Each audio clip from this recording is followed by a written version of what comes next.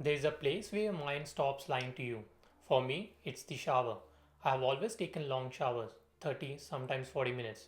People ask me why. Honestly, it's the only place where I can't run from myself. No phone, no noise, no distraction, just me and every thought I have been avoiding. And one morning, at the lowest point of my life, I stood in that shower and my mind showed me three things: my past, my present, my future. And for the first time, I couldn't look away from any of them. What I saw that morning changed everything. Stay with me because what I'm going to tell you might be the most important thing you hear this year. Not because it's new, but because you already know it. You are just not ready to look at it yet. Here's what most people do when pain hits. And I have seen it, I have lived it, I have watched people I care about do it. Some completely shut down. They disappear from the world, pull the curtains, cancel everything, go silent. Others do the opposite. They socialize more than ever, fill every hour with people, because if there are enough voices around you, you can't hear the one inside. Some go on trips, road trips, hikes, wilderness. Some open their phones and scroll for hours.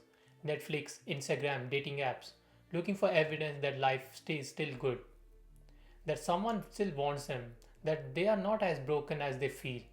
And some just talk to everyone they meet, telling the story again and again, not to find answers, but to collect sympathy. Because sympathy feels like support, but it's not. It's just another distraction wearing a different mask. Now, I want you to clear about something. None of these things are wrong in themselves. Walking when you are stressed, healthy. Calling a friend, healthy. Taking a trip to reset, healthy. The problem is never the distraction. The problem is when the distraction becomes permanent address. When you use it to replace the pain instead of preparing to face it. Because here's the truth about unaddressed pain: it doesn't disappear, it doesn't get tired of waiting. It's like a voice you refuse to hear. So it stays and it comes back at 3 a.m. when the house is quiet, in the shower when there's nothing to look at, in the middle of a conversation when your mind suddenly goes somewhere else, again and again, at different intervals, until you finally sit with it. The question is never whether you will face it, the question is how much life will you spend avoiding it first. So here's what I did. I wanted to listen carefully because nobody talks about this. On day 2, in the middle of my worst week, I made a decision. Not to stop feeling, not to move on, not to pretend everything was fine. I made a decision about time. I gave myself 5 more days. 5 days to feel everything. To sit with every thought, every regret, every moment of anger and devastation. No distraction, no replacement, no escape. Just me and the full weight of everything I was carrying. And then on day 6, I was done. Not because the pain was gone, not because I had all the answers, but because I had made a decision. See, here's what I realized in that shower. The outcome of my grief was already decided. Nothing I felt in the next 6 months was going to change what had already happened. The situation was closed, but my response to it was still open. And I had a choice. I could give 6 months to something that was already happened, or I could give 5 days and redirect the 6 months towards something that actually had a future. The pain would be the same either way, but what I built in those 6 months would be completely different. That's when I understood something that had changed everything. Pain is not the problem, an open loop is. Every feeling you refuse to address becomes an open loop. And open loops are expensive. They run in the background of your mind, consuming energy every single day, whether you acknowledge them or not. The only way to close them is to walk straight through them, not around them, not over them, through them. Give the pain a deadline, not because it deserves one, but because your future does. Day 6, I woke up differently. Not because the pain was gone, not because life had changed. Everything outside was exactly the same. But something inside had shifted. I trimmed my beard. I ate properly. I called my friends, the ones I had been cancelling for months. I called my family. I read. I watched. I showed up fully for the first time in years. And here's why. Have you heard of the red car theory? If I ask you right now, how many red cars did you see today? You would probably say one, maybe two. But what if yesterday I told you, I will give you $50 for every red car you spot tomorrow?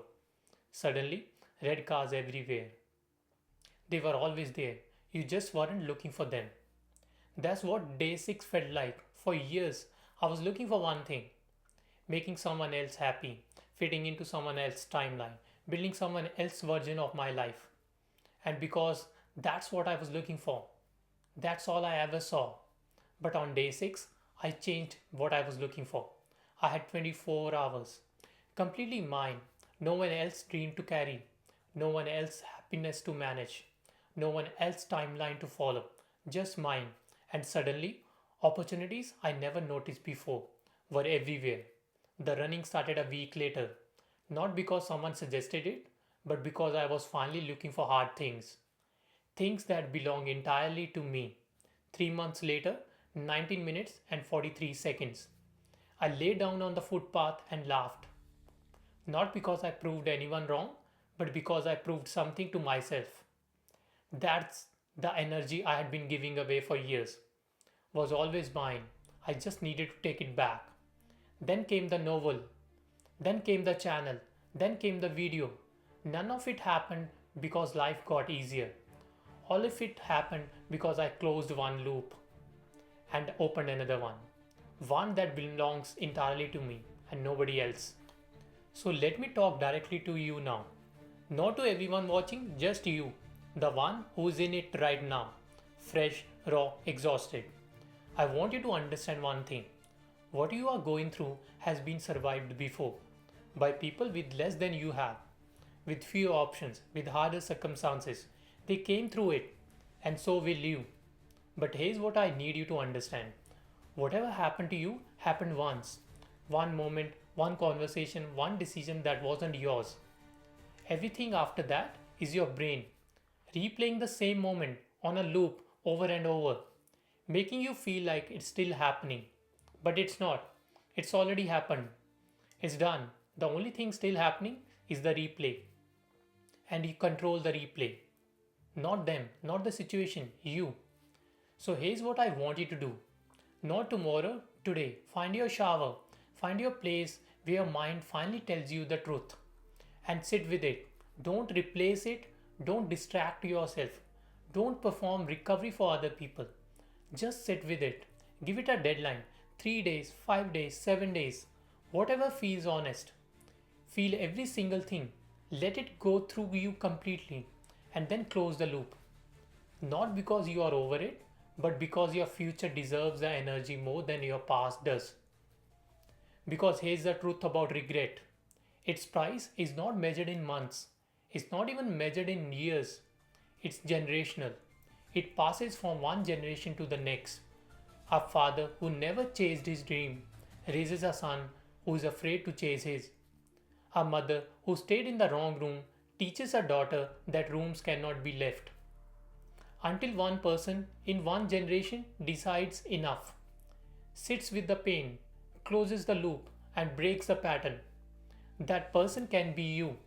It starts with one decision: not to be happy, not to be healed, just to stop pressing play on something that already ended and start recording something new, something that belongs entirely to you.